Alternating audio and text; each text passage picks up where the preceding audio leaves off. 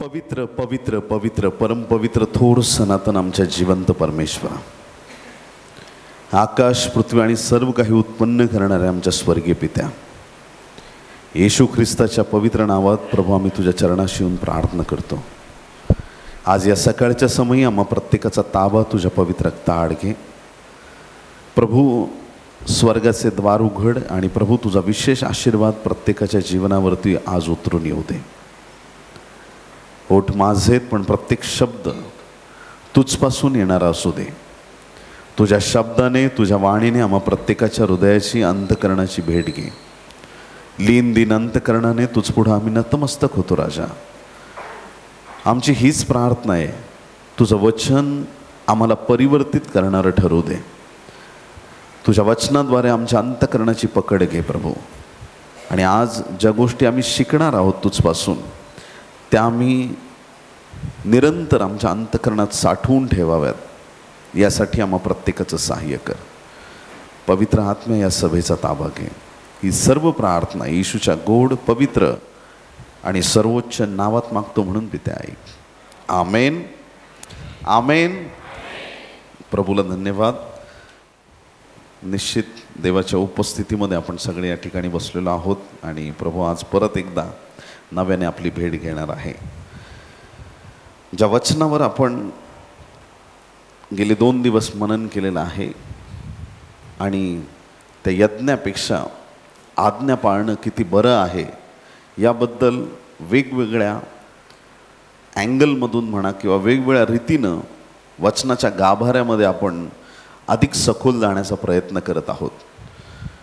यज्ञ म्हणजे ही एक कृती आहे आणि जसं काल मी आपल्याला सांगितलं की यज्ञ करीत असताना मग ते होमार्पण असो, पापार्पण असो, दोषार्पण असो, अन्नार्पण, कुठलंही अर्पण असो, ते करीत असताना लोक एवढे आता पापाच्या अधीन झाले होते की त्यांनी इकडं पाप करायचं आणि तिकडे जाऊन अर्पण द्यायचं, असा त्यांचा नित्यक्रम झालेला होता। आणि म्हणून पाप करण्यासाठी त्यांना जराही भीती वाटत नव्हती, कारण की ज्याच्याकडे पैसा आहे तो बिनधास्त पाप करणार, कारण त्याला माहीत आहे पाप केल्यानंतर हे अर्पण द्यायचं, पाप माफ होतं।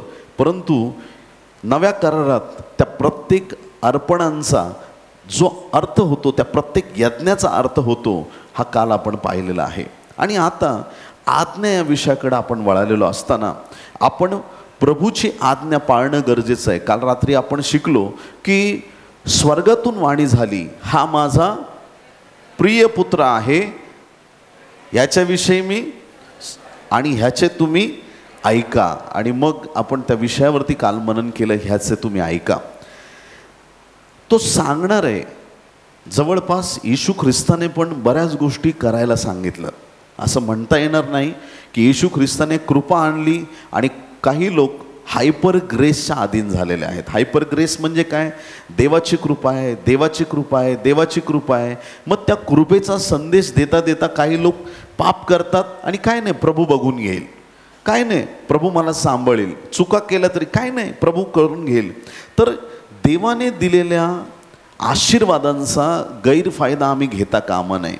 आणि म्हणून आज ह्या आज्ञा किंवा जे प्रभूने आपल्याला सांगितलेलं आहे त्या सर्व गोष्टींपैकी सगळ्यात मोठी आज्ञा कोणती, या विषयाकडं आपण आपलं लक्ष केंद्रित करणार आहोत। आणि यावेळेस सुरुवातीला आपण शास्त्रभाग वाचूया।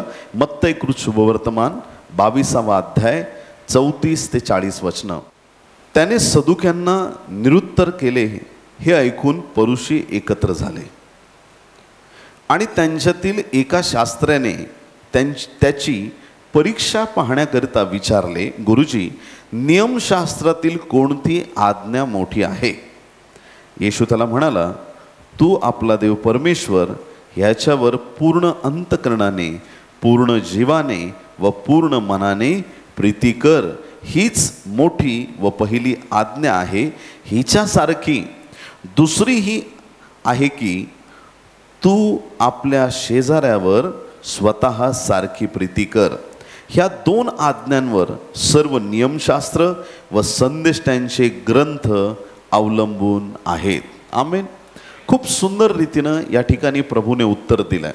म्हणजे प्रभू जे कार्य करत आहे हे शास्त्री, सदुकी, परुषी नेहमी ख्रिस्ताला टार्गेट करायला बघायचे आणि त्यांचा एकच उद्देश असायचा, याला शब्दात कसं पकडता येईल. शब्दात पकडलं की मग याला क्रुसावर देऊ, धोंडमार करू, काहीतरी करू, याच्या विरुद्ध आपण काम करू. काय झालं ना की येशू ख्रिस्त येण्याच्या आधी हे जे शास्त्री, सदुकी, परुषी यांना समाजात एवढं प्रतिष्ठेचं स्थान होतं की सगळी गर्दी त्यांच्या मागे जायची.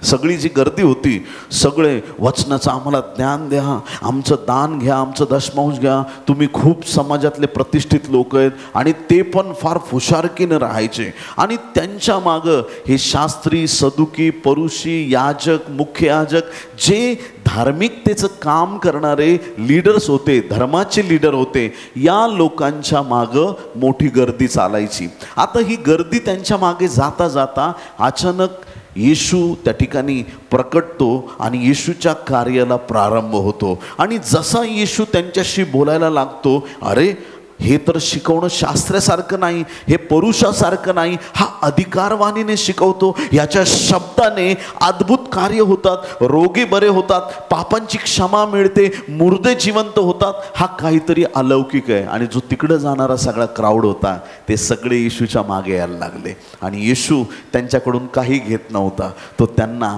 आशीर्वादित करत होता आणि लोकांना खूप आनंद वाटायचा. मग आता हे जे शास्त्री, सदुकी, पुरुषी आहेत त्यांच्या मनात पण शाऊलाला जसा दाविदाचा राग आला होता, आहे की नाही. लोक जेव्हा वाहवा करतात एखाद्याची, जसा त्या शाऊलाच्या मनात राग होता, तिरस्कार होता, असा या शास्त्री, सदुकी, परुषी या लोकांच्या मनात पण राग होता. मग आता येशूचा कसा त्यांनी बदला घ्यावा, येशूचं नाव जगातून कसं नाहीसं करावं, यासाठी ते कट कारस्थान करायचे. वारंवार काही प्रश्न येऊन विचारायला, त्या येशूकडे येऊन विचारायचे, हिला दोंडमार करायचा की काय करायचं. आता लिहिलं ना शास्त्रात, तिकडे जाऊन बघा. आणि प्रभूकडे आलं की प्रभू त्यांना अशी उत्तर द्यायचा की ते सगळे निरुत्तरित व्हायचे, शांत होऊन जायचे. असंच एकदा सदुक्यांना त्याने निरुत्तर केलं, शांत झाले ते. मग सदुकी गप्प बसले आणि मग तिथून पुढे आपण पाहतो की परुषी येशू ख्रिस्ताकडे आले. आणि मग त्यातल्या एका शास्त्र्याने, शास्त्र पारंगत शास्त्री, त्याला तिथं येशूला एक प्रश्न विचारला. प्रभू परीक्षा पाहण्यासाठी विचारतो, ॲक्च्युली अरण्यात कुणी परीक्षा घेतली येशूची? सैतानाने कधीच आपल्या देवाची परीक्षा पाहू नका, हा गुण जो आहे तो देवापासून नाही. प्रभू जर तू असं केलंस तर तसं, तसं केलंस तर तसं, देवाची परीक्षा पाहण्याची आपली योग्यता नाही. तो परमेश्वर आहे आणि आपण मानव आहोत, हे आपण विसरता कामा नये. तर या ठिकाणी ह्या शास्त्राने विचारलं, प्रभू आम्हाला सांगा सगळ्यात मोठी आज्ञा कोणती? त्याला कुठंतरी शब्दात पकडावं म्हणून त्याने प्रश्न विचारला. आणि मग प्रभूने त्याला सांगितलं की तू आपला देव परमेश्वर ह्याच्यावर पूर्ण अंतःकरणाने, पूर्ण जीवाने आणि पूर्ण शक्तीने, त्याच्यावरती पूर्ण मनाने त्याच्यावरती प्रीती कर. हीच मोठी व पहिली आज्ञा आहे. हिच्यासारखी दुसरी आज्ञा सेम हिच्यासारखी, म्हणजे जसं तुम्ही देवावर प्रेम करता तशीच आज्ञा, हिच्यासारखी दुसरी म्हणजे जशी पहिली आज्ञा आहे त्या आज्ञेसारखीच दुसरी आज्ञा. म्हणजे जसं आम्ही देवावर प्रेम करतो तसं आम्ही इतरांवरती प्रेम केलं पाहिजे. आमेन. फार महत्त्वाचं आहे. इथं वधस्तंभाचं चिन्ह दिसतं तुम्हाला, हो की नाही? दिसतं. थोडं मोठ्या आवाजात हो म्हणाल का? दिसतं. हा वधस्तंभ एक असं चिन्ह आहे, याच्यामध्ये एक उभा खांब आहे आणि एक आडवा खांब आहे. उभा खांब तुमचे देवाबरोबरचे संपर्क कसे आहेत याला दर्शवतो. आडवा खांब तुमचे लोकांबरोबर संपर्क कसे आहेत ते दर्शवतो. काही लोक खूप प्रार्थना करतात, लांबलचक प्रार्थना करतात, खूप बायबल वाचतात, पण आपल्या जवळच्या लोकांशी, मंडळीतल्या लोकांशी, परिवाराशी नीट वागत नाहीत. तिरस्कार करतात, अपमानित करतात, आई वडिलांच्या विरुद्ध बोलतात. काय तुमची प्रार्थना तो परमेश्वर ऐकणार आहे का? वधस्तंभ पूर्ण होत नाही. काही लोक जगाशी एवढं प्रेमाने वागतात पण देवाशी त्यांचा संपर्क चांगला नसतो. जगातल्या लोकांसमोर त्यांची वाहवा होते, काय माणूस आहे, काय माणूस आहे, पण देवाच्या दृष्टीने पाहिलं तर त्या माणसाला काही किंमत नसते. वधस्तंभ पूर्ण होत नाही. वधस्तंभ तेव्हाच पूर्ण होतो जेव्हा आमचं मन देवाबद्दल आमच्याबद्दल चांगलं असेल आणि आपल्या बंधू बहिणीविषयी आमचं मन चांगलं असेल, तेव्हा हा वधस्तंभ पूर्ण होतो. जर या चिन्हाकडे नीट पाहिलं तर गणितामध्ये असं एक चिन्ह आहे. कसलं चिन्ह आहे? बेरीज, अधिक. अधिक. जुन्या करारामध्ये फक्त आडवा खांब होता, वजाबाकीचं चिन्ह होतं. ख्रिस्त आला आणि त्या चिन्हावर त्याने काट मारली आणि त्याला त्याने अधिकचं चिन्ह केलं. आम्ही उणे होतो, अनेक गोष्टी आमच्या जीवनात नव्हत्या, स्वर्गीय आनंद आमच्याकडे नव्हता, देवाची कृपा नव्हती. परंतु या वधस्तंभाच्या सामर्थ्याने, ख्रिस्ताच्या वधस्तंभाच्या सामर्थ्याने आमचं जीवन आशीर्वादित झालंय. आणि म्हणूनच तर पौल म्हणतो की आम्हाला कुठल्या गोष्टीचा अभिमान नाही, एकाच गोष्टीचा आम्हाला अभिमान आहे आणि तो म्हणजे ख्रिस्ताच्या वधस्तंभाचा अभिमान. फक्त त्या वधस्तंभाचा आम्हाला अभिमान आहे. जगात आम्ही काय कमवलं, काय प्राप्त केलं, किती ज्ञान मिळवलं, किती डिग्र्या मिळवल्या, काय काय प्राप्त केलं, त्या गोष्टींपेक्षा ख्रिस्ताच्या वधस्तंभाचा अभिमान आम्हाला असला पाहिजे. आमेन. तर येशूने हे जे त्यांना सांगितलं, तर ह्या वचनांना जुन्या करारात तुम्ही पाहू शकता. अनुवाद 6वा अध्याय 5वं वचन, अनुवाद 6 आणि 5. तू आपला देव परमेश्वर ह्याच्यावर पूर्ण मनाने, पूर्ण जीवाने व पूर्ण शक्तीने प्रीती कर, या ठिकाणी लिहिलंय. देवाच्या प्रिय लोकांना, जे येशूने वचन लोकांना सांगितलेलं आहे, त्या शास्त्राला जे वचन सांगितलेलं आहे त्याचा रेफरन्स त्याने जुन्या करारातून कोट केलेला आहे. त्याचप्रकारे लेवीय याचा 19वा अध्याय आणि 18 वचन, लेवी 19 आणि 18. सूड उगवू नकोस किंवा आपल्या भाऊबंदापैकी कोणाचा दावा धरू नकोस, तर तू आपल्या शेजाऱ्यावर स्वतःसारखी प्रीती कर, मी परमेश्वर आहे. तुला सांगणारा मी परमेश्वर आहे असं प्रभूला म्हणायचं आहे. स्वतःसारखी कोणावर प्रीती करायला सांगितली आहे? शेजाऱ्यावर प्रीती कर. आता शेजाऱ्यावर प्रीती कर हे काही एवढं सोपं नाही. आणि अक्षरशः 8 वेळा बायबलमध्ये लिहिलंय. किती वेळा? 8 वेळा शेजाऱ्यावरती प्रीती कर. ही फार मोठी आज्ञा आहे. जर आता पाहिलं जगामध्ये, आता इस्रायल हमास शेजारी आहेत, प्रीती आहे का? आहे का प्रीती? गाझा आणि इस्रायलमध्ये प्रीती आहे, भारत पाकिस्तानमध्ये प्रीती आहे, रशिया युक्रेनमध्ये प्रीती आहे. खूप उदाहरणं देऊ शकतो मी. वाद सगळे शेजाऱ्यांबरोबर आहेत. हे शेजारी जे आहेत ना, त्यांनी बांध जरी सरकवला, ऐकताय का सगळे, तरी तुम्हाला प्रीतीने वागावं लागणार आहे. त्यांच्या वस्तू तुमच्या दारापुढं जरी आल्या, ऐकताय का चर्च? खूपच प्रॅक्टिकल संदेश चालला आजचा. प्रभूला धन्यवाद. त्यांच्या वस्तू आमच्या दारात जरी आल्या, त्यांनी आपल्या घरासमोर, आपल्या अंगणात जरी काही आणून ठेवलं शेजाऱ्यांनी, जरी ते अनितीने वागत असले, तरी तुम्हाला भांडण्याची गरज नाही. सगळ्या गोष्टी प्रीतीने सॉल्व्ह होऊ शकतात. आमेन. आमच्यामध्ये ख्रिस्ताची प्रीती असणं हे फार गरजेचं आहे. आमच्यामध्ये प्रीती असणं गरजेचं, आणि ही प्रीती आम्ही शेजाऱ्यांना दाखवली पाहिजे. मुळात हे प्रेम करणं सोपं नाही. किती लोक आमेन म्हणतील? हालेलुया. आता बघा, आमच्या घरावरती, परिवारावरती प्रेम असलं पाहिजे. लग्नात पण वचनं देतात ना, सुखात आणि श्रीमंतीत आणि, ऐकताय का नाही? ऐकत आहे. आणि चांगले दिवस असले किंवा वाईट दिवस, सगळे वचनं घेतली जातात. हे प्रॉमिस का घेतले जातात? कारण की ते लग्न लावणाऱ्या पाळकाला आणि परमेश्वराला पण माहीत आहे पुढे येत्या दिवसात चढ उतार येणार आहेत, अडचणी येणार आहेत. त्याच्यात आम्ही एकमेकांना सहाय्य केलं पाहिजे. प्रभू म्हणतो की तुम्ही किती वाईट लोक आहेत. प्रभूचं वचन आहे, तुम्ही वाईट लोक आहेत. तुम्ही वाईट असताना आपल्या मुलांना चांगल्या देणग्या देता. मी तर स्वर्गीय बाप आहे, मी तुम्हाला किती चांगल्या देणग्या देईल, हो की नाही? आम्ही वाईट असताना आपल्या लेकरांवर प्रीती करतो, परिवारावर प्रीती करतो, स्वतःवर प्रीती करतो. तुमचा असा हात ठेवलेला आहे, अचानक कुणीतरी हाताला टाचणी टोचवली, तुम्ही असं म्हणता का टोचव, खूप बरं वाटतंय? हो का नाही? नाही. टोचवू देता का त्याला?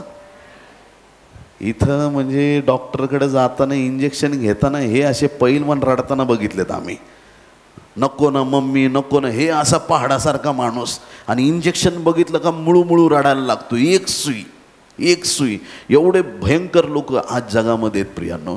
जसं आम्हाला माहीत आहे आमच्या हाताला सुई टोचते, आपण ती बाजूला आपला हात करतो, स्वतःवर आम्ही प्रेम करतो. या शरीरासाठी काही करत नाही आपण. अरे किती साबण घालवले आजपर्यंत, एखादा ट्रक तर आजपर्यंत संपला असेल, पण ह्या शरीराला रोज सकाळी परत नव्याने धुवावं लागतं. किती पावडर, किती मेकअपचं सामान संपवलं असेल, काही केलं नाही या शरीराला. या तोंडाला बोलण्यासाठी देवाने बनवलंय, पण एवढं चारलंय आम्ही, काय काय संपवलंय, काय काय खाल्लंय, काय काय करतोय आपण या शरीराची काळजी घेण्यासाठी, स्वतःला जपण्यासाठी, थोडं चांगलं दिसायला. बापरे मला हे काय झालं, ते काय झालं. स्वतःच्या शरीराची आम्ही कशी काळजी घेतो, जशी आम्ही स्वतःवर प्रीती करतो. प्रभू सांगतो की आपल्या शेजाऱ्यावर प्रीती कर. आणि ही विनंती नाही आहे, बघ तुला जमलं तर, बघ शक्य असेल तर. काल अर्पणाचे 5 प्रकार बघितले. 3 अर्पणं तुमच्या स्वइच्छेचे, तुम्हाला वाटलं तर तुम्ही द्यायचं, पण 2 अर्पणं ती जी आहेत, पापार्पण आणि दोषार्पण, हे तुम्हाला द्यायलाच लागणार. कारण देवाला माहिती आहे सगळ्यांनी पाप केलेलं आहे, सगळे दोषी आहेत. पापार्पण, दोषार्पण तुम्हाला द्यायलाच लागणार. बाकीची 3 अर्पणं कंपल्सरी नाही ठेवली देवाने. पण ही जी आज्ञा आहे ती कंपल्सरी प्रत्येक विश्वासणाऱ्याला दिलेली आहे की तुम्ही आपल्या शेजाऱ्यावरती प्रेम केलं पाहिजे. आमेन म्हणणार का? निर्गम 12 आणि 4 मध्ये वलांडणाचं जे भोजन उरणार आहे तुमच्याकडं, जर तुमच्या घराकडून संपलं नाही तर ते तुम्ही शेजाऱ्याला दिलं पाहिजे. शेजाऱ्याला वलांडण सण साजरा करताना सहभागी करणं, याचा अर्थ आहे वलांडणाचा कोकरा येशू ख्रिस्त आहे. इथं डायरेक्ट संबंध सुवार्तेशी आहे. तुमच्या घरात सुवार्ता आल्यानंतर ती तुमच्या शेजाऱ्यांपर्यंत गेली पाहिजे. किती लोक आमेन म्हणतील? तर शेजाऱ्यांवरती प्रेम करणं एवढं सोपं नाही, म्हणून देवाने आज्ञा केली कंपल्सरी शेजाऱ्यावर प्रीती कर सांगितलंय. बस त्याच्यात आता एक्सक्यूज नाही, ऑप्शन नाही. तुम्ही म्हणता इकडचा शेजारी चांगला आहे, इकडचं काही बरोबर नाही, सगळी ह्याला जी प्रीती द्यायची ती सगळी ह्याला देतो, असं चालणार नाही. तुम्हाला प्रत्येक शेजाऱ्यावरती एकसारखी प्रीती करावी लागेल. जशी स्वतःवर तशी इतरांवरती आम्ही प्रीती करणं गरजेचं आहे.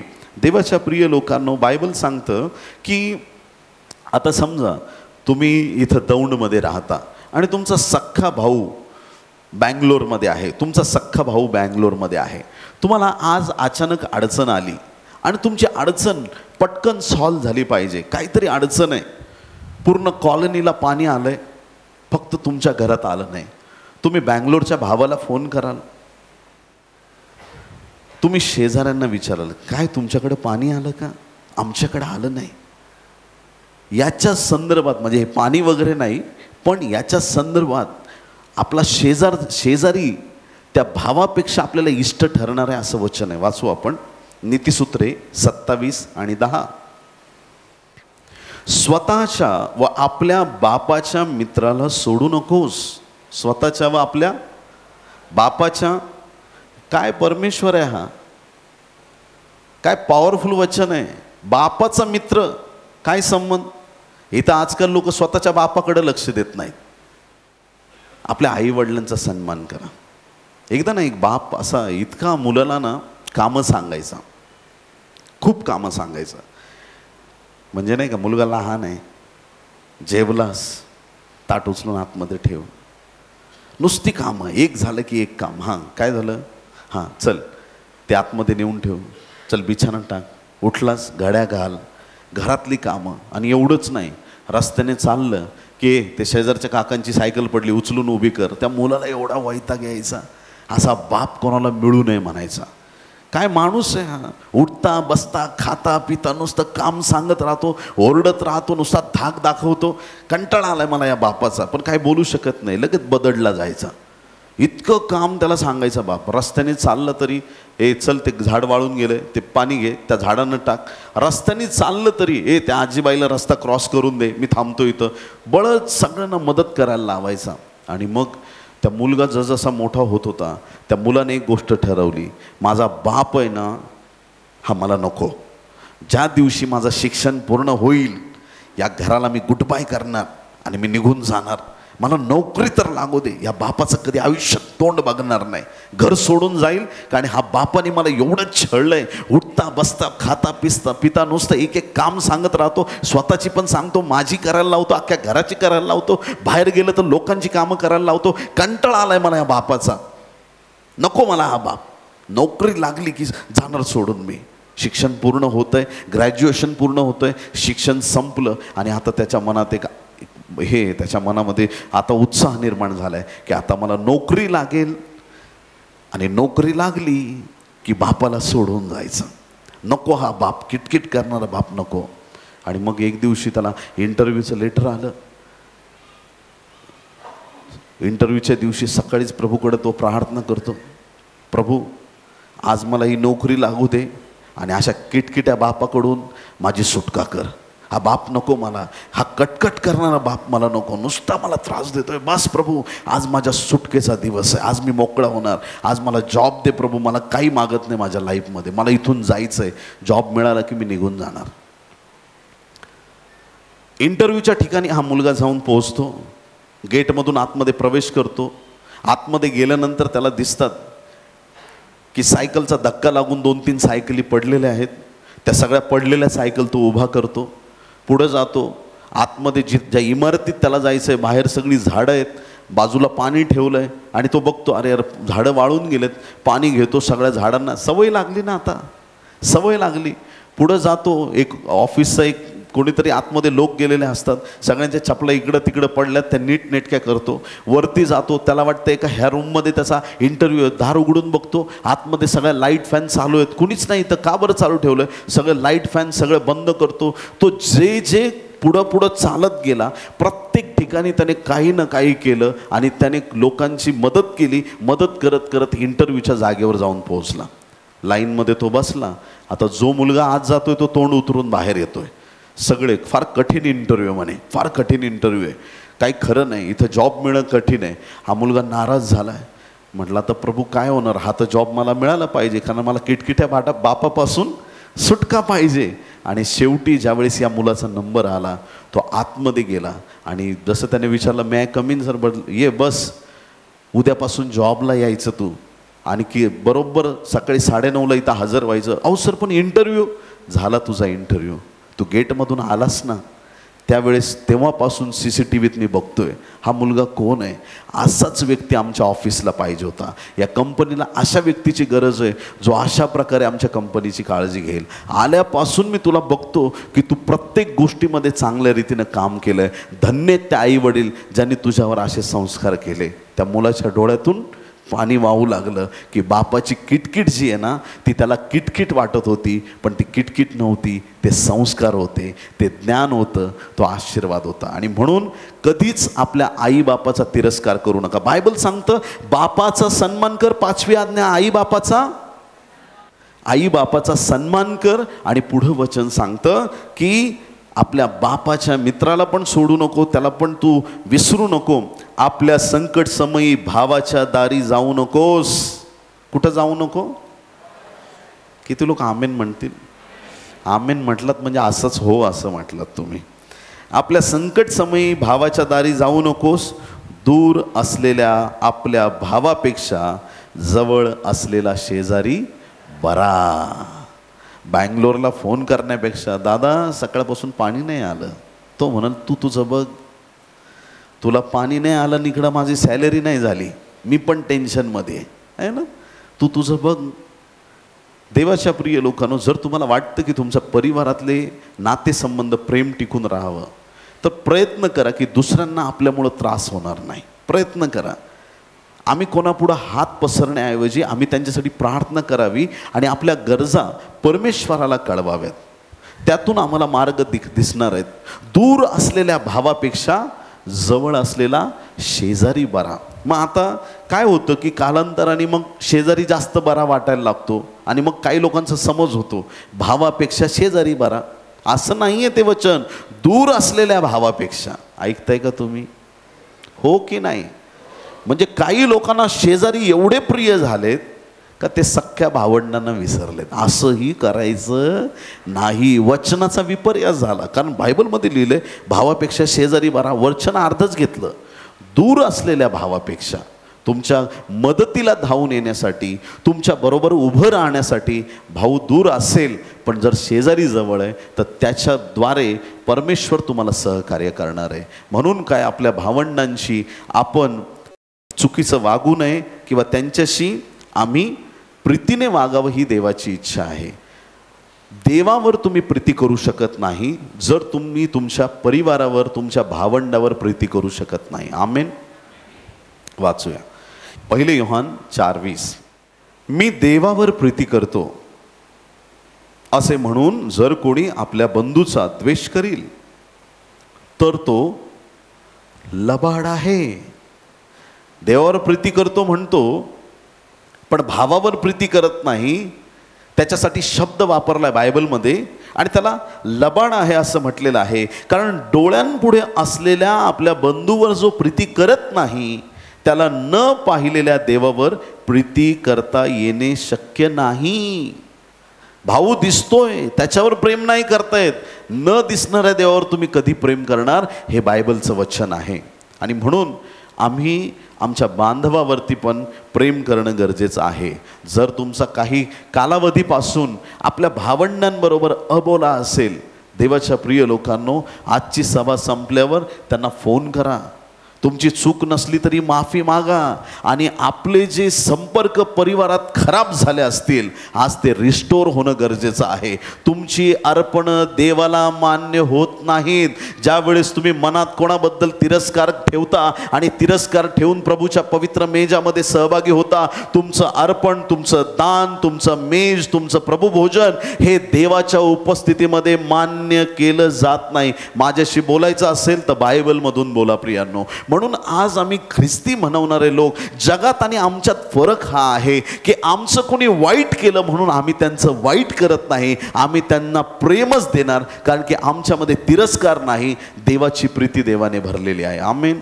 मग काय, जर बंधू नाराज झाला, एखादा भाऊ जर नाराज झाला, असं कधी घडतं, तर ती गोष्ट ना बायबलमध्ये एवढी डिफिकल्ट सांगितली. एखाद्या नाराज झालेल्या भावाचं मन जिंकणं फार कठीण आहे. वाचू आपण नीतिसूत्रे 18वा अध्याय 19वा वचन.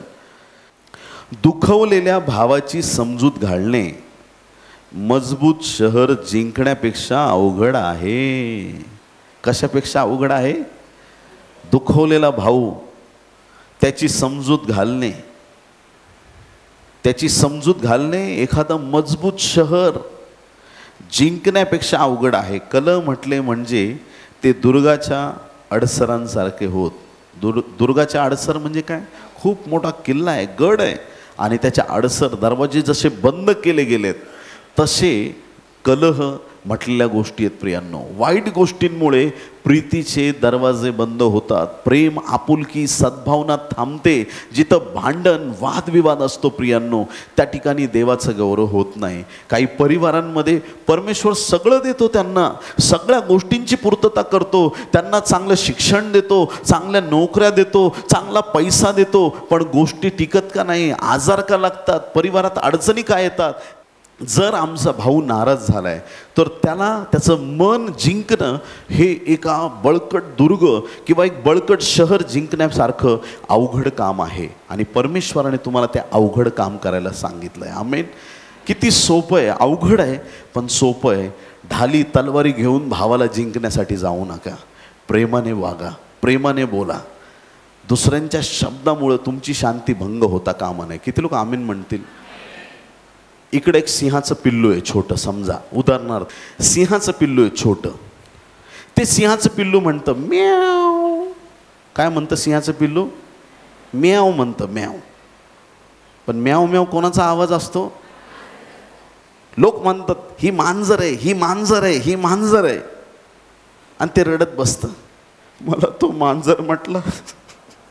ते सिंहाचं पिल्लू करतं भाव भाव भाव. कुणी म्हणतं अरे कुत्रा आहे, कुत्रा, कुत्रा आहे, आणि ते रडत बसतं. मला तिने कुत्रा म्हटलं, मला कुत्रा, रडत बसतात.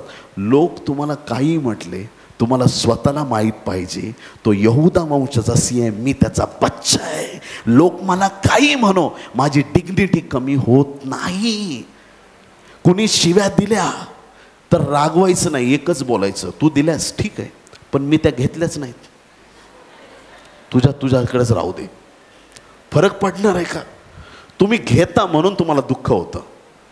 लोकांनी बोललेले शब्द स्वतःवर घेऊ नका. त्यांनी माझं खूप मन दुखवलंय, मरेपर्यंत त्याला माफ करणार आहे. अरे हट, तोंड बंद कर. का नाही माफ करणार? ख्रिस्त माफ करतो. स्वर्गातून आला देव, देवांचा देव, राजांचा राजा, प्रभूंचा प्रभू, त्याच्या हाल केले. तो म्हणतो मी तुम्हाला क्षमा करतो. मग आपण कोण आहे? आपण देवापेक्षा पुढचे आहेत का? नाही. आम्हाला क्षमा करता आली पाहिजे. आमच्या भावंडांची क्षमा करता आली पाहिजे. आमच्या शेजाऱ्यांची क्षमा केली पाहिजे. अनेक ठिकाणी आपण पाहतो, अनेक धर्मांची वेगवेगळी शिकवण आहे. कोणी म्हणतो डोळ्याबद्दल डोळा. डोळ्याबद्दल मी तुम्हाला गॅरंटेड एक वाक्य सांगतो, ऐका. जर हा नियम प्रत्येक माणसाने जर पाळला ना, डोळ्याबद्दल डोळा, अख्खं जग आंधळं होऊन जाईल. कुणाला डोळे? सगळे चर्चला असेच येतील, एकदम काठ्या बिठ्या घेऊन, काळे चष्मे घालून, सगळे आंधळे. डोळ्याबद्दल डोळा हे तत्व जगाला टिकू नाही शकत. प्रेमाचे आणि प्रीतीचे तत्व जगाला टिकवून धरतात. प्रियांनो, प्रेम करणारे लोक आज ख्रिस्ती लोक जगात आहेत, म्हणून जगामध्ये देवाची शांती आहे, म्हणून जगात देवाचं सामर्थ्य आहे. किती आशीर्वाद आहे. नम्र व्हायचं, पाय धुवायचे एखाद्याचे, प्रेमाने प्रीतीने वागायचं, आणि आपल्यापेक्षा लहान असलं तरी माफी मागायची. किती लोक आमेन म्हणतील? काय आशीर्वाद आहे, काय आशीर्वाद आहे. तुमचं स्वर्गातलं स्थान किती श्रेष्ठ असणार आहे. तुमचं जीवन किती आशीर्वादित असणार आहे. म्हणून असे जे मजबूत शहर आहेत, दुखावलेले भाऊ आहेत, त्या दुखावलेल्या भावांना आज फोन करा. अशा बहिणींना फोन करा. स्वतः नम्रपणा घ्या. काही वावगं नाही त्याच्यात, पण प्रेम परिवारात टिकून राहू द्या. ज्यावेळेस लेकरं भांडतात, आई वडिलांना खूप त्रास होतो त्या गोष्टींचा. आम्हाला वाटतं की काय नाही, वय झालं म्हणून वडिलांना बीपीचा त्रास. नाही, त्यांनी टेन्शन घेतलंय म्हणून त्यांना त्रास होतो. त्यांनी खूप मनाला गोष्टी लावून घेतल्यात म्हणून त्यांना त्रास होतो. जेव्हा त्यांची सगळी लेकरं एकदम प्रेमाने वागतात, त्यांना बीपी आहे की शुगर आहे त्याचं काहीच भान राहत नाही. त्यांना एवढा आनंद होतो की त्या आनंदाच्या भरात सगळे आजार निघून जातात. मग या उतार वयात आपल्या आई वडिलांना आनंदी ठेवा. आमेन. प्रभूला धन्यवाद. देवाच्या प्रिय लोकांनो, शास्त्री विचारतोय, परंतु स्वतः नीतिमान ठरवून घ्यावे अशी इच्छा धरून तो येशूला म्हणाला. आणखीन एक शास्त्री विचारतो की माझा शेजारी कोण? येशूने त्यांना आधी सांगितलं की शेजाऱ्यावरती स्वतःसारखी प्रीती कर. परत एकदा या ठिकाणी इन्सिडन्स आहे. तो विचारतो की माझा शेजारी कोण? कोण आहे माझा शेजारी? तो प्रश्न विचारतो.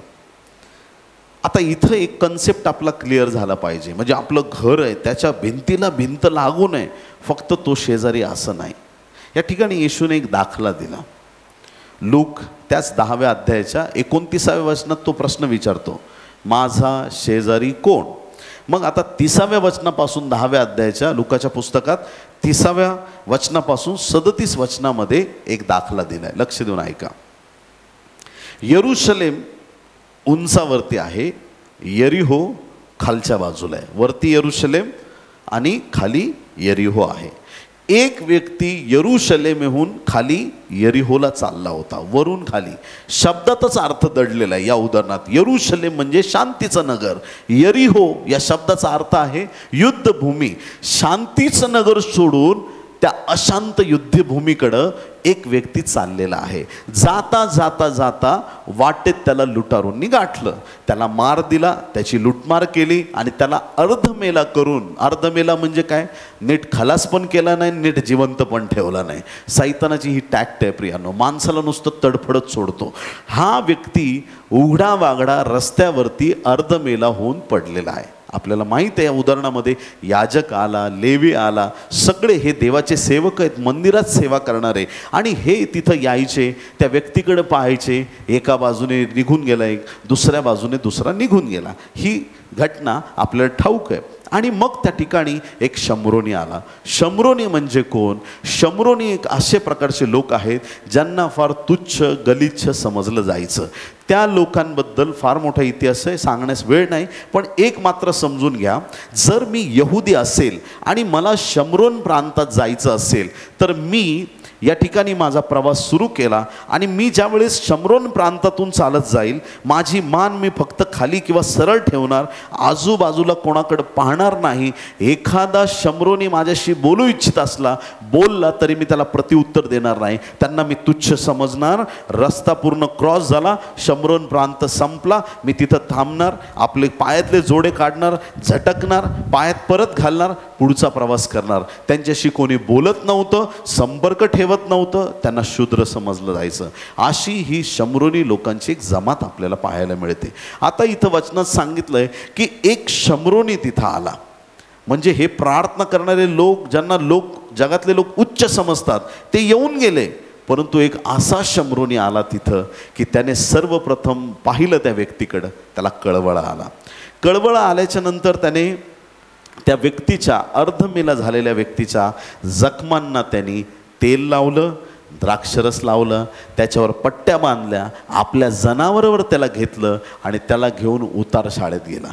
उतार शाळेत गेल्याच्या नंतर उतार शाळेच्या रक्षकाला त्याने 2 रुपये दिले. सांगितलं याची काळजी घे, मी परत येतो, आणखीन काही लागलं तर मी तुला देणार आहे.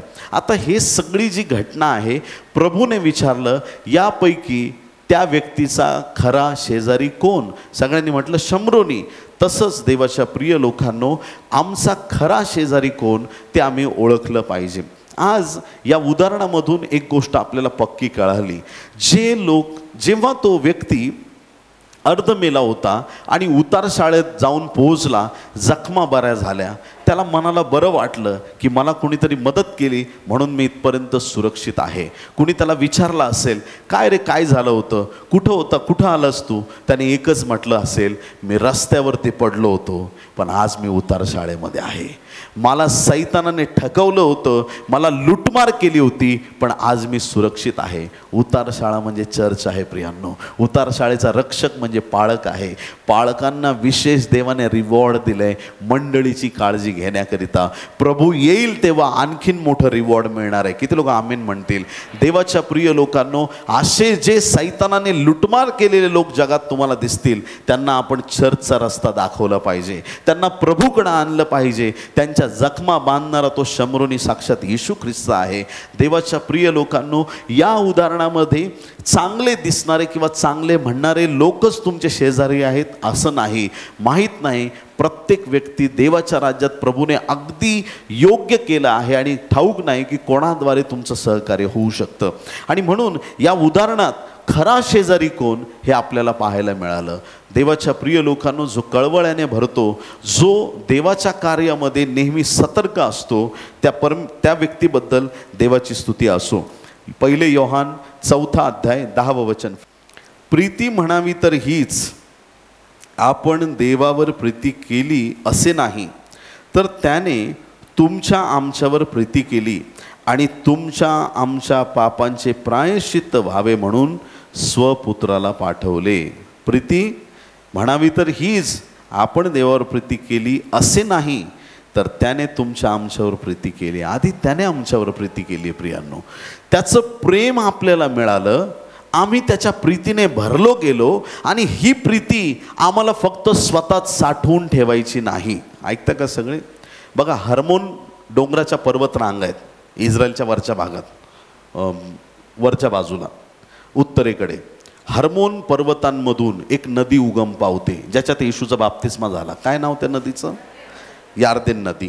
यार्देन नदीचा जो पूर्ण टप्पा आहे, साधारणतः 300 किलोमीटर लांबीची नदी. किती किलोमीटर? विसरायचं नाही. उगम कुठं होतो तिचा? हर्मोन पर्वत रांगांमध्ये. सगळ्यांनी म्हणा, हर्मोन पर्वत रांगा विसरू नका. ही नदी वरून खाली आली ना की ती आधी गालिल समुद्रात येते. कुठला समुद्र? गालिल समुद्रात. आणि गालिल समुद्र ॲक्च्युली ते सरोवर आहे, पण त्याचा उल्लेख आपण समुद्र करतो.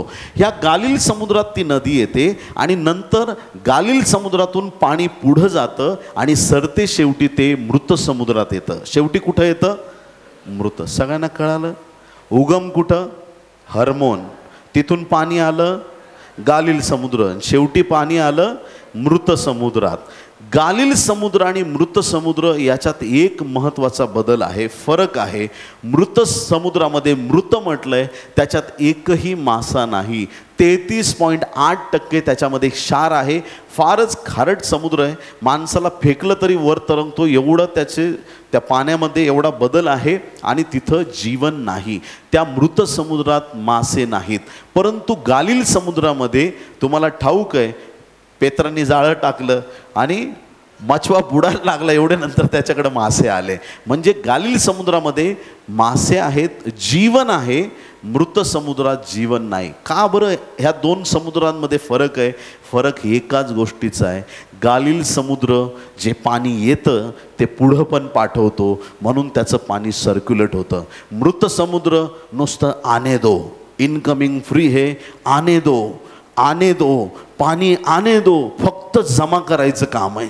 आणि हे जमा करणारे, अकाउंट भरणारे, कॉलर टाईट करणारे, आने दो, जीवनात काही उन्नती होत नाही. द्यायला शिका.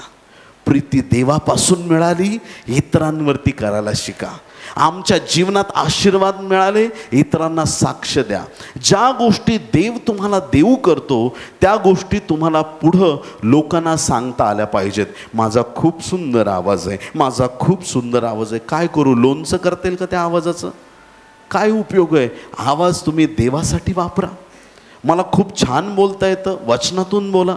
मला देवाने खूप चांगलं ज्ञान दिलं, एखाद्या गोष्टीचं मी वाद्य वाजवू शकतो, हे करू शकतो. तुमची जी ही कला असेल ती इतरांच्या कामी कशी पडेल याचा वापर करा. जे तुम्हाला देवाने दिलंय त्या पाचरणात टिकून राहा आणि इतरांच्या उपयोगी पडा.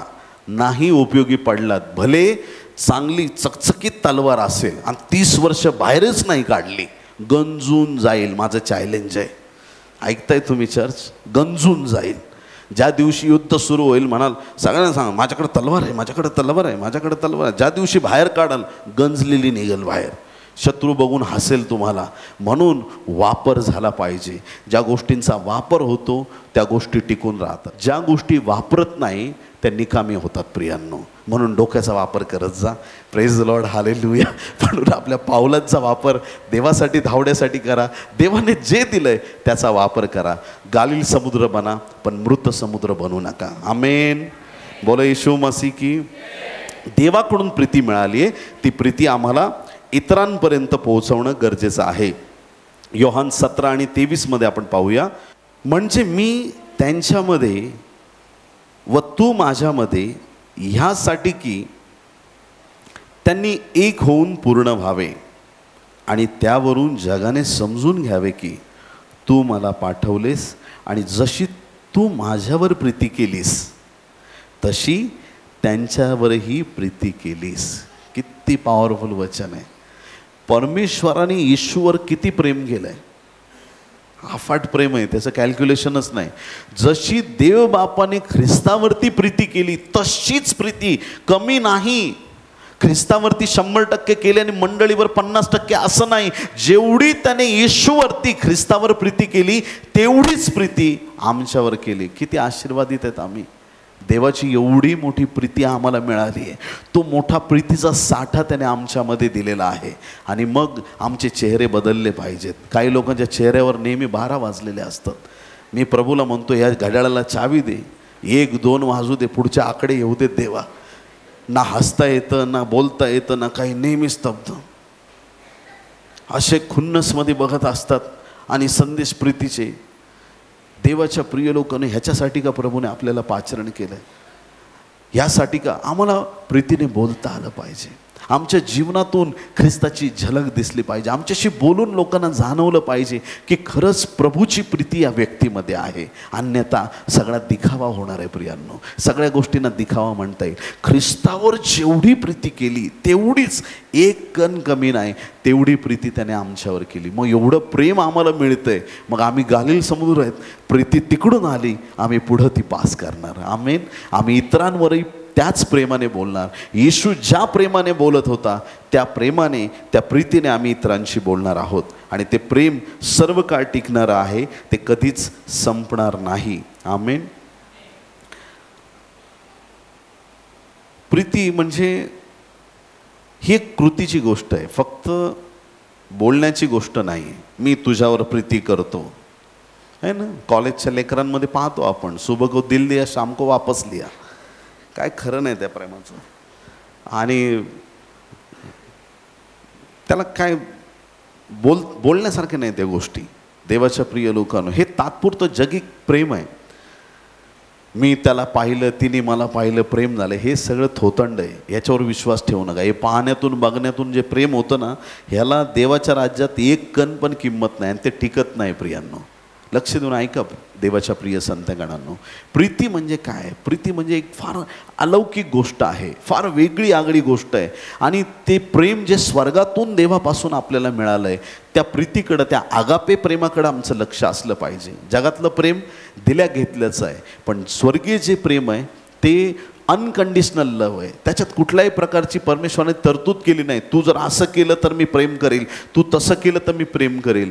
देव सगळ्यांवरती प्रेम करतो. असं म्हणतो का परमेश्वर उद्या सकाळी सूर्य उगवणार आहे, तो फक्त दौंडमधले जेवढे ख्रिस्ती लोक आहेत त्यांच्याच घरावर प्रकाश येईल, बाकी सगळ्या अंधकारात? सूर्य सगळ्यांना, पाऊस सगळ्यांना, हवा सगळ्यांना, प्रत्येक गोष्ट देवाने दिलेली आहे. सगळ्यांवर तो प्रेम करतो. पण जे त्याच्या प्रेमाला ओळखतात ते लोक धन्य आणि आशीर्वादित आहेत. आणि म्हणून फिलिप्पियर्स पत्र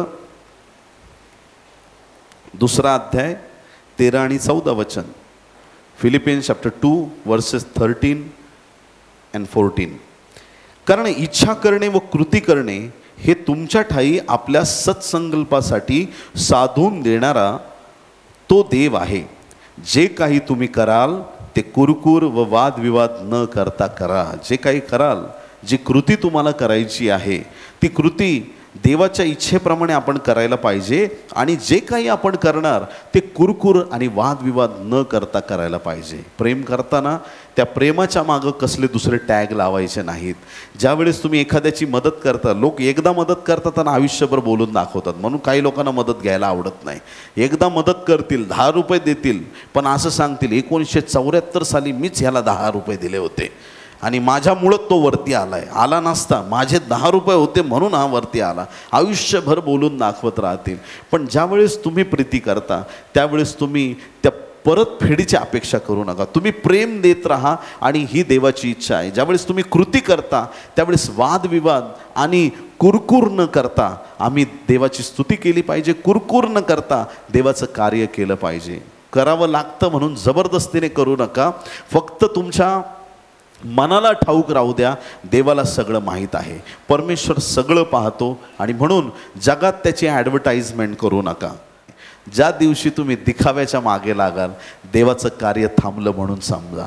ज्या दिवशी तुम्ही म्हणाल प्रभू मी शून्य आहे, तुझ्यासमोर मी काहीच नाही, तू आहेस म्हणून मी आहे, तू काम कर, मी शांत नम्र चित्ताने राहील, कुठलंच गौरव मी घेणार नाही, देव तुमचा वापर करेल. बोलो येशू मसीह की आमेन.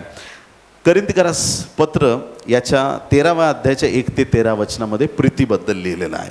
प्रीती कशी असावी, काय करते, काय करत नाही, प्रीतीचा सगळा संदेश त्याच्यात दिला आहे. त्याच्यात 3 गोष्टी सरते शेवटी 13व्या वचनात सांगितल्यात. वाचूया आपण. 1 कोरिन्थ 13:13. सारांश: विश्वास, आशा, प्रीती ही तिन्ही टिकणारी आहेत, परंतु त्यात प्रीती श्रेष्ठ आहे. विश्वास, आशा आणि प्रीती ह्या तिन्हीपैकी श्रेष्ठ काय आहे? प्रीती श्रेष्ठ आहे. का बरं श्रेष्ठ आहे प्रीती? आशा. आशा म्हणजे काय? आशा एक असते व्यक्तीला, एखाद्या व्यक्तीला आशा असते, येत्या दिवसात दौंड शहरात माझा एक बंगला असेल. आशा आहे. असला तर किती चांगलं होईल. आशा आहे. मग तो विचार करतो की मी विश्वास ठेवतो की माझा देव मला देणार आहे, परमेश्वर या दौंडमध्येच मला बंगला देणार आहे. आणि मग तो प्रार्थना करतो. त्याच्याकडे आशा आहे, त्याच्याकडे विश्वास आहे, त्याचं देवावरती प्रेम आहे. तिन्ही गोष्टी आहेत त्याच्याकडं. एक दिवस परमेश्वर त्याची प्रार्थना ऐकतो, त्याला जमीन मिळते, मुबलक पैसा मिळतो, सगळ्या गोष्टी होतात. दौंडमध्ये तो भव्य दिव्य असा बंगला बांधतो, रिबिन कापतो, घरात जातो, खुर्चीवर बसतो. प्रभू तुला धन्यवाद की तू मला बंगला दिला. बंगल्याची आशा अजून कामाची आहे का? विश्वास ठेवायचा का? प्रभू मला बंगला देणार आहे. अरे दिलाय ना बाबा परत. ऑलरेडी दिलाय. ज्या गोष्टी प्राप्त होतात त्यांच्याबद्दल पुढं विश्वासाची गरज पडत नाही. ज्या गोष्टी तुम्हाला ऑलरेडी दिल्या त्याबद्दल आशेची गरज पडत नाही. पण प्रीती सदा सर्व काळ टिकणारी आहे आणि देव प्रीती आहे म्हणून प्रीती सर्वश्रेष्ठ आहे. आमेन.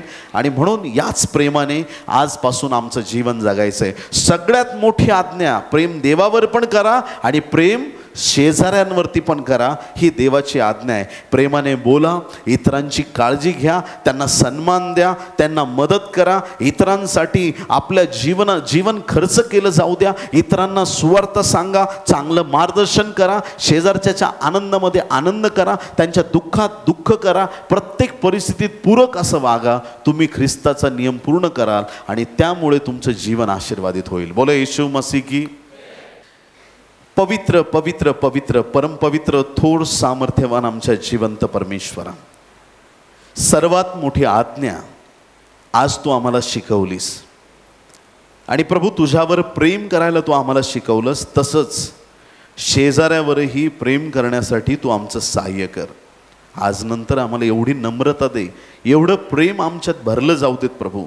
ज्यावेळेस आम्ही मुख उघडू आमच्या जीवनातून प्रेमाचा झरा वाहू दे राजा. आमच्या बोलण्याने अनेकांचं सांत्वन होऊ दे. जग दुःखात आहे प्रभू, जग त्रासात आहे, यातनेत आहे प्रभू. अनेक असे लोक जे निराश्रित झालेले आहेत, ज्यांना कुणी नाही प्रभू, अशांचा भार वाहण्यासाठी आमचा वापर कर. आज आमची अंतःकरणापासून तुझकडे प्रार्थना आहे, तुझी वचनं पूर्ण करण्यासाठी आणि ही सगळ्यात मोठी आज्ञा पाळण्यासाठी आम्हा प्रत्येकाचं सहाय्य कर. आणि प्रभू आज आम्हाला असं अंतःकरण दे की आज आमच्या सर्व भावंडांना आम्ही क्षमा करावं. आमच्या बरोबर जे प्रेमाचे आणि प्रीतीचे लोक पूर्वी होते, ज्यांच्यामध्ये आज दुरावा निर्माण झाला आहे प्रभू, तो दुरावा दूर कर. या जगात सैतानाखेरीज आमचा कुणीही शत्रू नाही प्रभू. असं कर स्वर्गीय बापा की सगळे विश्वासणारे एक होतील. एकमेकांबद्दल आम्हा प्रत्येकाच्या मनात प्रीती आणि प्रेम तू निर्माण कर. स्वर्गीय देवा, आम्ही तुला धन्यवाद देतो आज तुझ्या वचनाबद्दल. निश्चित या वचनाद्वारे आमचं जीवन तू आशीर्वादित केलंस म्हणून मनापासून तुझे आभार मानतो. ही सर्व प्रार्थना उद्धारक येशू याच्या गोड पवित्र आणि सर्वोच्च नावात मागतो म्हणून पित्या ऐक. आमेन आमेन. बोलो येशू मसीह की. आमेन. God bless you. आपल्या शेजाऱ्यावर नक्की प्रीती करा.